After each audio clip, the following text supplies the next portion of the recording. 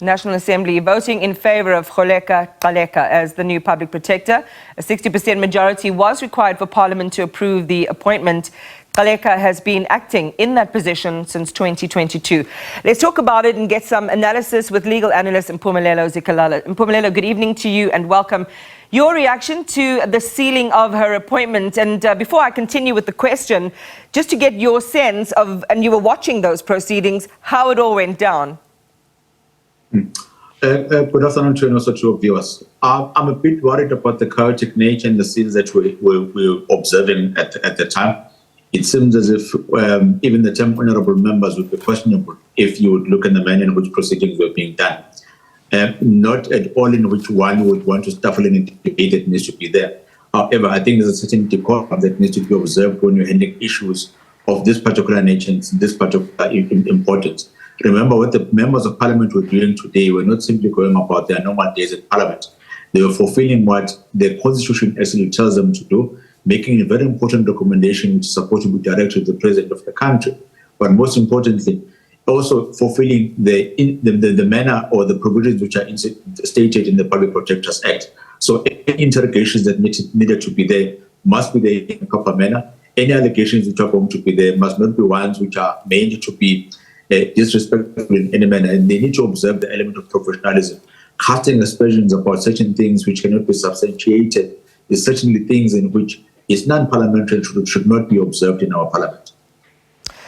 Okay, so then let's talk about the next steps. Is the institution on the path to stability and a cleansing of the reputational damage it has suffered with this endorsement today?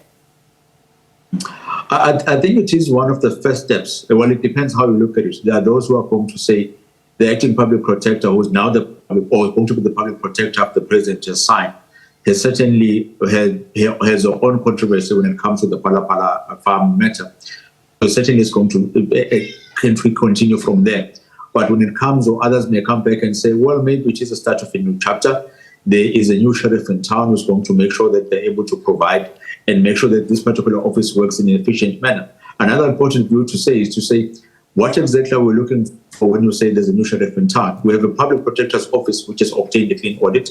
Yes, there's certain findings here and there when it comes to the manner in which it has conducted itself. But most importantly, as the main service offering that it offers, of making sure that it's able to protect us as members of the public in any Amala administration, I think that's where the focus is going to be in terms of saying there are many things that are coming up on a daily basis when it comes to the way members of parliament are behaving, the way departments and certain municipalities are doing, the way in which you are going to see that you as a public protector are protecting us is in the manner in which you are going to conduct these investigations and be able to protect us. And lastly, make sure that you implement those new innovative ways of making sure that you are able to speak to you.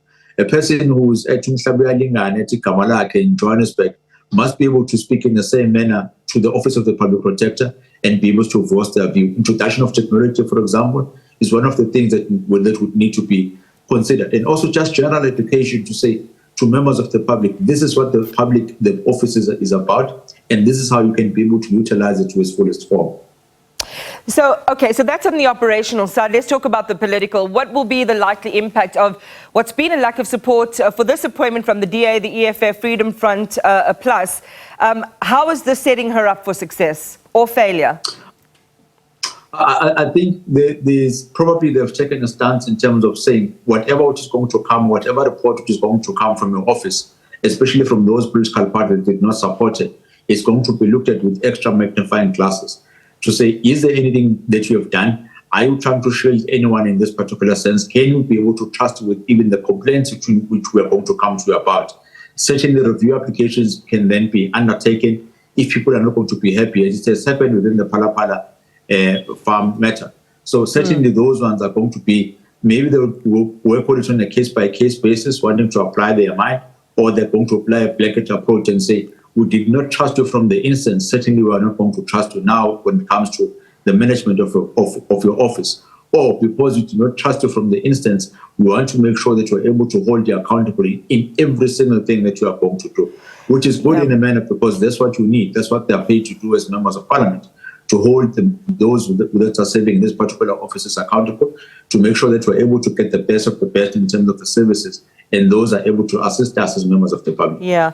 I want to touch on that one and maybe tease it out a little further, Mpumelelo. What about the perception, I'm talking aside from political, but in the general populace, that she protected the president over Phala? Will this be the lens through which her critics in public view her here? Especially given, as the name suggests, this is the public protector. You act on our behalf. You are our champion. Definitely. And you can't ignore the fact that you are a public protector based on perception. How, depending on how people are able to trust you, they are now going to come to and be able to tell all when it comes to any other maladministration that might have taken place. Now, if the individuals or members of the public don't trust or don't I think that you're going to act in an impartial manner, then certainly the work in which you're going to do, you may have cases that you're going to investigate, but the cream of the crop ones, the one which you will be able to make sure that you're able to make sure that justice is being served, are not going to come to your desk. So it's up to the public protector to then say, let me pass over or let me put behind me all the other perceptions that might be there. I want to make sure and be able to prove to you as members of South Africa that I'm impartial. I'm not a partisan in any manner. There's no allegiance that I have to any political individual, especially the president, despite the fact that the president is the one that is applauded.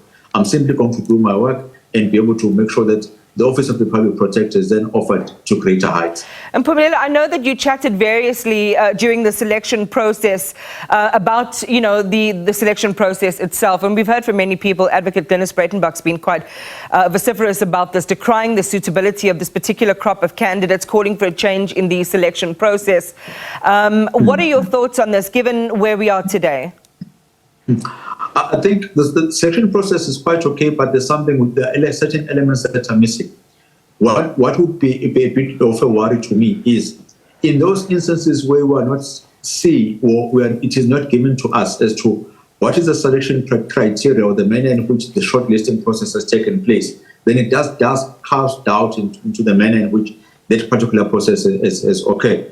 The fact that we are not able to be shown as members of the public the deliberations that has taken place so that everything is transparent, it does cast doubt in the manner in which things are done. But lastly, you see, when you go to parliament and you say to members of parliament, you must vote because we come from this political party, we make sure that you stick to the party line.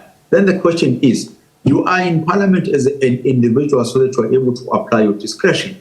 You took an oath to the allegiance of the South African Constitution, not your political party. If you are going to be able to do that and be able to prove to us as members of the public that you are there simply defending our interest, then it means that this particular process of voting per party lines may render this whole thing of voting in the parliament as being null and void. Because if that's the case, then remove all the members of parliament that are supposed to be there and simply say, as the ANC, IFP, FF, and the DA, and all the other parties that are there, we have voted in this particular manner, and based on the percentage that we have, this is the outcome and which is going to be there.